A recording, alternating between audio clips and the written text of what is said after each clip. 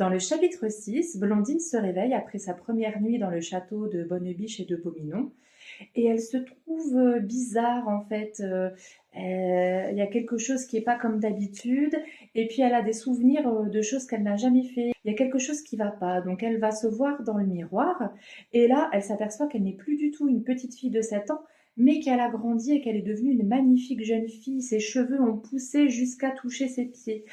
Alors, à moitié en panique et à moitié ravie parce qu'elle se trouve très belle, elle court voir Bonnebiche et elle lui demande mais qu'est-ce qui s'est passé?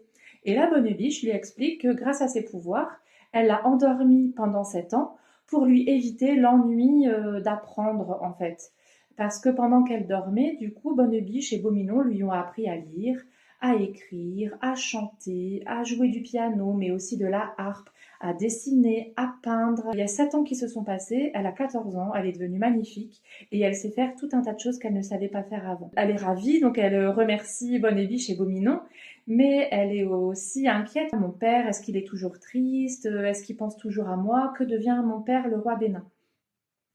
Bonnebiche la fait donc regarder à travers un miroir magique et Blondine peut voir comment ça s'est passé le jour où elle a disparu.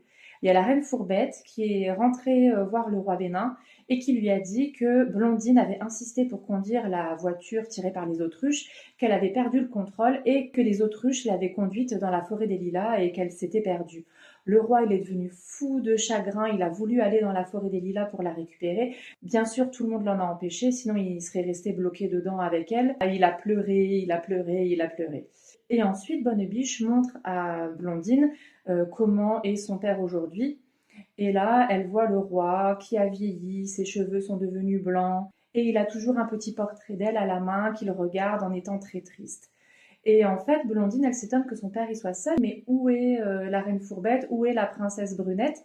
Et là, Bonnebiche explique à Blondine que le roi Bénin, il ne supportait plus de voir que la reine Fourbette n'en avait strictement rien à faire que Blondine ait disparu et qu'il l'a renvoyée vivre chez son père. Et que le roi Bénin, eh bien, il ne savait plus quoi faire de Brunette qui devenait de plus en plus méchante et que donc il l'a mariée. Et donc Bonnebiche lui répond que quand elle aura 15 ans, elle reverra son père et sa sœur.